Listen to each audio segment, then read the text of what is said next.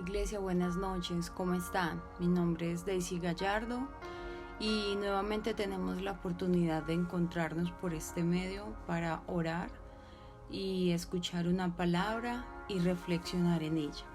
Así que te invito a que allí donde tú estás puedas cerrar los ojos y acompañarme en esta oración. Amado Padre Celestial, te damos gracias por un día más, Señor. Gracias por tu presencia, gracias porque nuevas son tus misericordias cada mañana. Gracias porque te tenemos a ti, Jesús.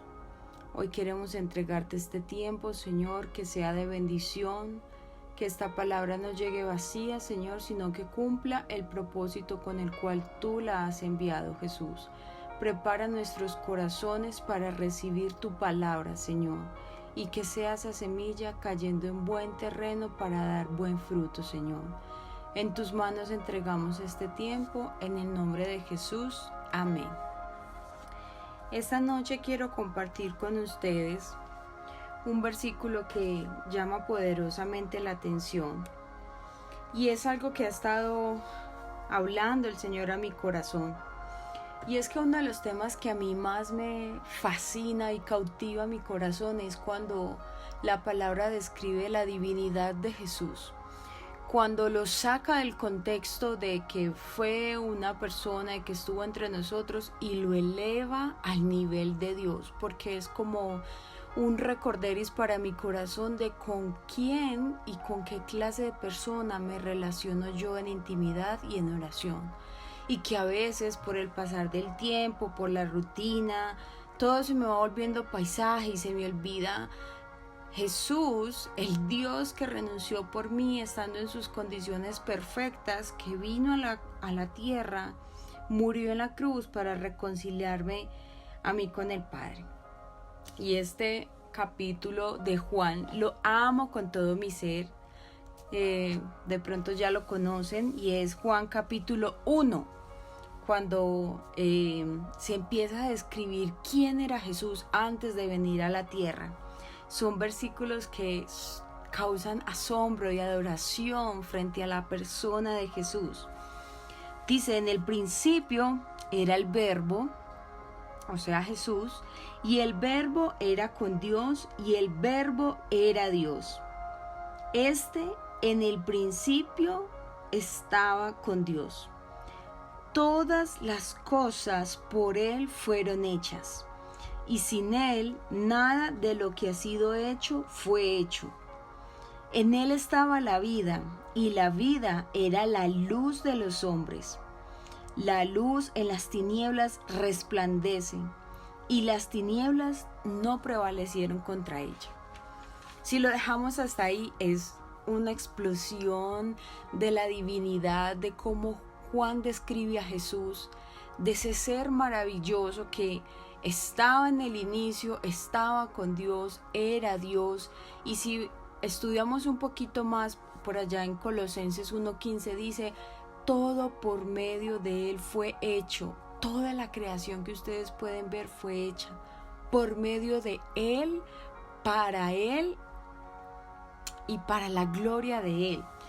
Y wow, uno estudia eso y se queda asombrado de la eternidad, de los atributos tan maravillosos que tiene Dios con nosotros. Sin embargo, hoy no vamos a hablar de eso, sino que quería ponerlo en contexto para que tengamos presente la clase de Dios que tenemos. Porque aquí es donde me duele un poquito el corazón, porque vamos versículos más adelante. En el 9 dice, aquella luz verdadera, o sea, después de describir todas esas cosas tan tremendas de Jesús, dice, aquella luz verdadera que alumbra a todo hombre venía a este mundo. Y hasta ahí uno dice, wow, qué felicidad, el Señor vino por nosotros.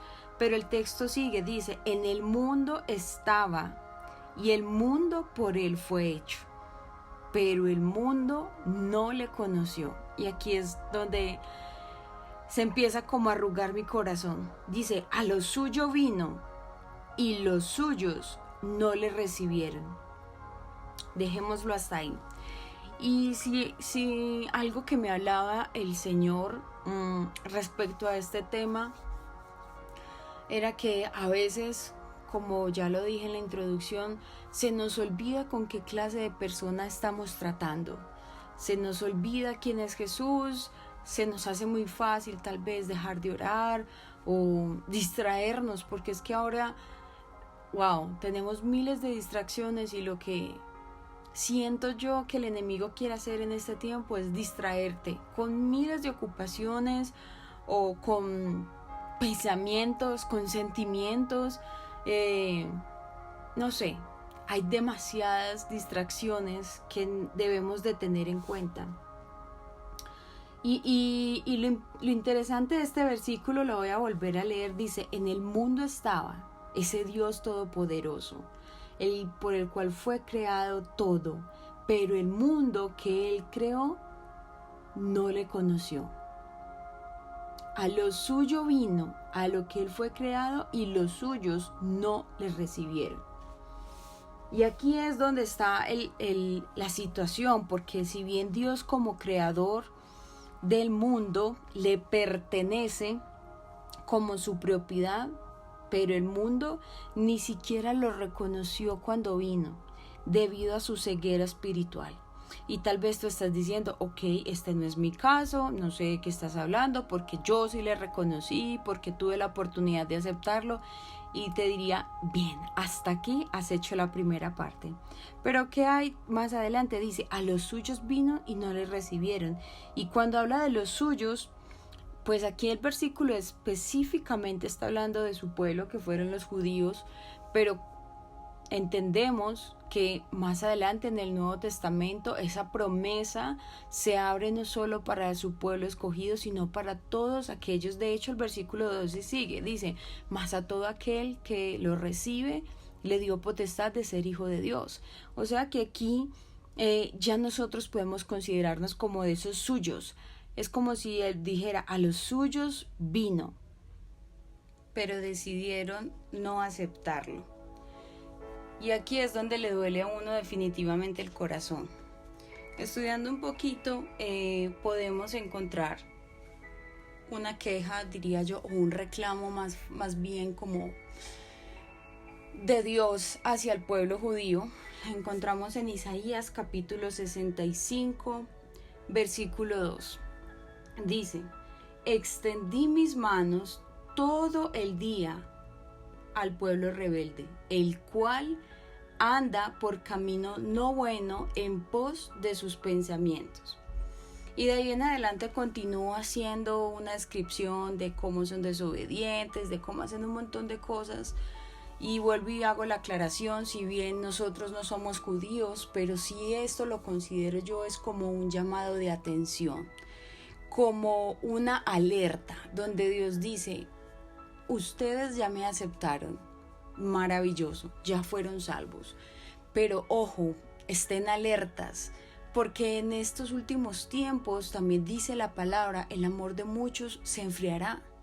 Y podemos ver tantas personas que hemos conocido en el pasado, en este caminar, cómo se han simplemente enfriado en su relación con el Señor, cómo se han distanciado de la palabra, del orar, de la comunión en la iglesia, cómo se han distraído con bendiciones o con cosas que simplemente se aparecieron en el camino y decidieron tomar una decisión de no continuar con el Señor.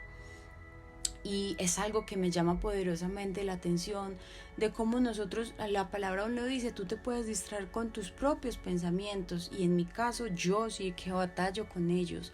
A veces en medio de la ansiedad y de la preocupación se me olvida, y yo sé que llevo muchos años de ser cristiana, es más, esto es algo que yo enseño, pero la batalla está todos los días en soltar mi carga, soltar mis pensamientos, mi ansiedad, mi estrés, mis preocupaciones delante de Dios, y no distraerme con cosas que no son, con estar viendo una película o que me invitaron a salir, o aún distraerme en mi propia mente, o darle más importancia a mis sentimientos, de si hoy me siento mal entonces no voy a orar, o hoy tengo rabia entonces no lo voy a hacer. No, La palabra también dice que Jesús está a la puerta de nuestro corazón y todos los días Él llama. Dice, el que oye mi voz, abre la puerta, yo entraré y cenaré con Él. El llamado a orar, a estar en intimidad con Jesús es todos los días, todos los días. El llamado a estar con ese Dios todopoderoso, con ese Dios que describe Juan tan maravilloso, está en hacerlo todos los días, cada minuto, y no olvidarnos por ningún momento de quién es esa persona con la que nosotros nos entramos a orar. Nos encerramos en el secreto, abrir nuestro corazón y tener presente quién es ese Jesús, que a veces por el pasar de los años, de la rutina, del estrés, de las preocupaciones, como sí Jesús, espérame un momento, estoy ocupada con esto, y lo dejamos ahí. Pero la palabra también dice que el Espíritu nos anhela celosamente, y si bien Él es tan caballeroso y no nos va a forzar a nosotros en absolutamente nada, la invitación es todos los días con Él, sentarnos a cenar con el Dios del universo, con el Dios creador de todo, con el Dios que me amó a mí primero, el Dios que renunció a toda su condición simplemente para acercarme a mí y reconciliarme con el Padre nuevamente. Así que mi invitación es esta noche, iglesia, a que podamos analizar cuáles son las distracciones que podemos estar teniendo para evitar estar en comunión con Dios, las podamos identificar y cortar. Y nuevamente le demos la prioridad en nuestro corazón a nuestro Salvador. Así debe de ser, todos los días, cada día, de a poquito, pero debemos hacerlo. Y ya para terminar, te invito a que puedas orar conmigo. Acompáñame en esta oración y pidámosle al Señor que nos ayude. Señor, te damos gracias por escucharnos, Dios. Gracias, Señor, porque eres tan bueno, Señor, tan fiel con nosotros, aun cuando nosotros no lo somos, Dios. Señor, queremos pedirte perdón, porque han sido muchas veces, Dios, las veces que te hemos dejado de un lado por estar involucrado en otras circunstancias, Señor. Espíritu Santo, te pedimos, Dios, que tú seas, Señor, tomando el control de nuestras vidas, Señor. Glorifícate, Espíritu Santo de Dios. Perdónanos, Señor, por las veces que nos hemos tal vez acostumbrado, Señor, a que esto se nos vuelva una rutina, Señor. Padre, yo te pido que te reveles, Señor, una vez más a cada uno de nosotros, Señor. Que nos deslumbres, Señor, con quién eres tú, Señor. Que nos reveles tus atributos y nos despiertes esa capacidad de asombro y por ende de adoración, de honra y de reverencia a ti, Jesús. Señor, guárdanos de ser aquellos que tienen la oportunidad de estar contigo y no te reciben, Señor. Guárdanos de ser aquellos que no te reconocen, Señor. No queremos, Señor, que tú pases de largo sobre nosotros, Señor. Por el contrario, queremos, Señor, que tú seas, Señor, ese Dios que habita en nuestro corazón, Señor. Que esa Shekinah, que es tu presencia, que habitó en el pasado en un tabernáculo, luego en el templo, y que hoy decidió habitar en el corazón del ser humano, esté presente con nosotros todos los días, Señor. Dios, no nos permita, Señor, que nos distraigamos con las cosas del mundo, Señor. No permitas que se enfríe nuestro corazón, Señor.